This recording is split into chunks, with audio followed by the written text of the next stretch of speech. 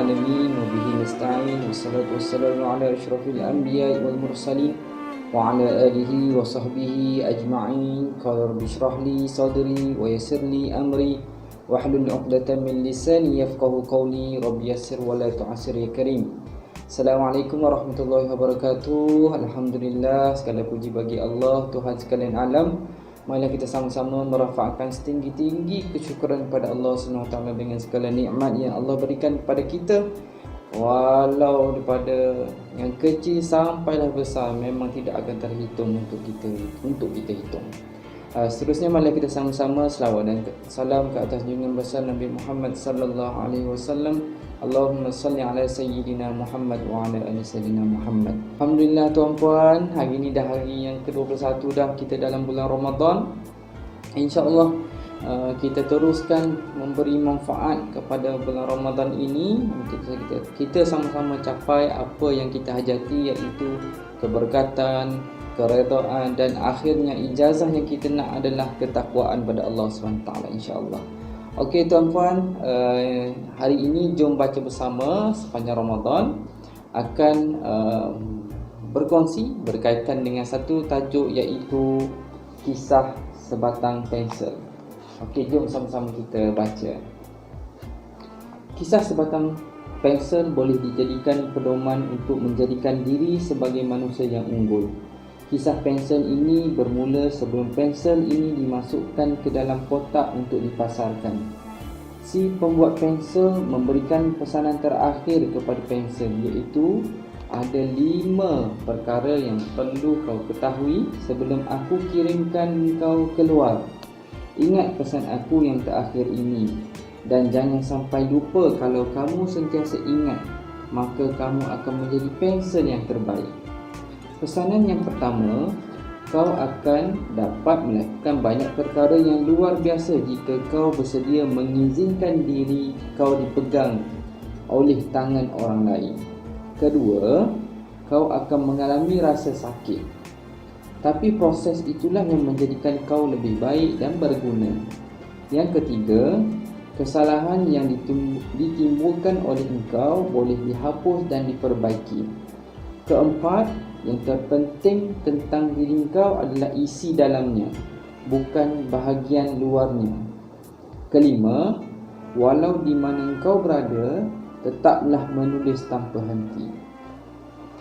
Kelima, pesanan daripada si pembuat pensel sebenarnya boleh dijadikan falsafah untuk menjadikan kita peribadi yang lebih baik dan unggul. Mari saya perjelaskan satu persatu supaya para pembaca lebih jelas. Yang pertama, pensel hanya boleh digunakan jika berada di tangan orang. Pensel memerlukan sinergi atau kerjasama dengan tangan orang lain baru boleh digunakan buat menulis, melukis dan sebagainya. Begitu juga dengan kita yang boleh menghasilkan lebih banyak perkara dengan kerjasama dengan orang lain. Kekuatan beberapa orang yang bersatu jauh lebih baik daripada kekuatan satu orang. Yang kedua, pensel lebih baik digunakan ketika masih tajam. Jadi, ketika sudah tumpul, haruslah diasah. Proses ini mungkin menyakitkan bagi pensel. Kita sebagai manusia sering mengalami proses yang tidak menyenangkan atau dugaan. Sebab sebenarnya itulah yang menjadikan kita lebih kuat dalam mengharungi segala cabaran. Proses itulah yang membuat kita lebih tabah dan kuat. Yang ketiga, ketika pensel salah menulis, semuanya boleh dipadam dan diperbaiki lagi. Ingatlah, kita sebagai manusia juga tidak pernah luput daripada melakukan kesalahan. Kita bukanlah malaikat yang tidak pernah salah. Kesalahan adalah petanda kita sedang menuju pengembangan diri. Hampir semua pelajaran berharga dalam hidup ini datang dari kesalahan yang dibuat. Yang keempat, tidak kisah apa jua bentuk luar pensel. Yang penting adalah isi dalamnya. Yang berguna adalah si pensel, bukan kayu luarnya.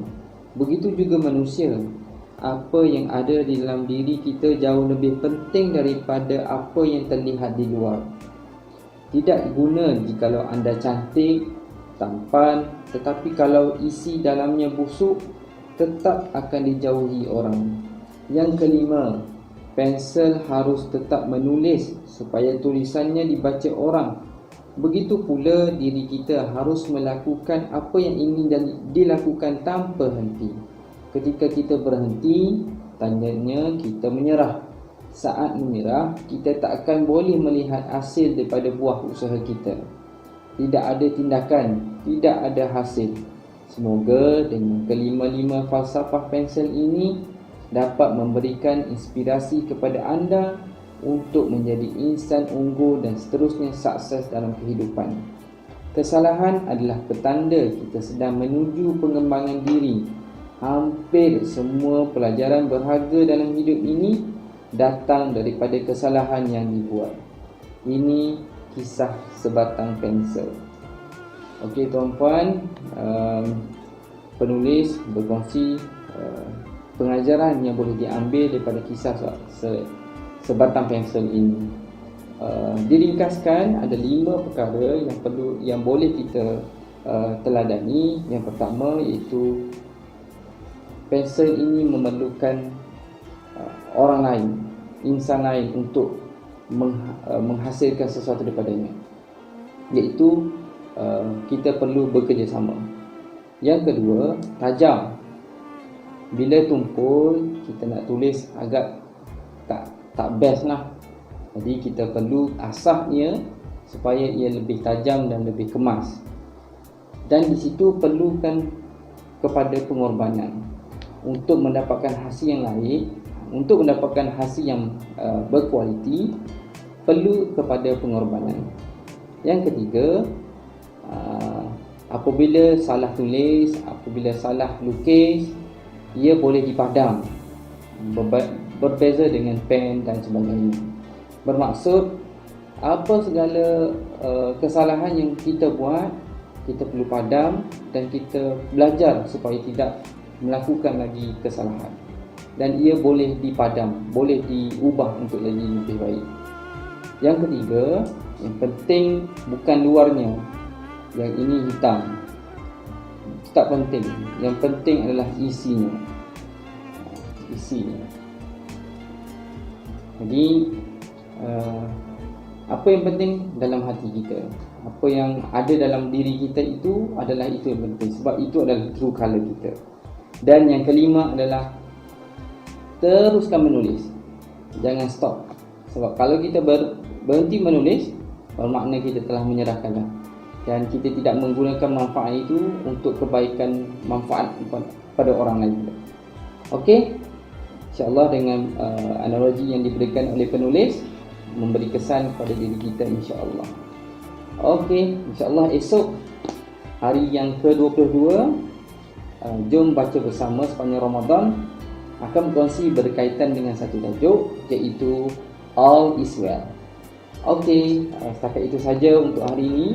Ingat, hidup hanya sekali, biarlah ia bermanfaat untuk selama-lamanya. Salam Ramadan Karim, insyaAllah jumpa esok. Assalamualaikum warahmatullahi wabarakatuh.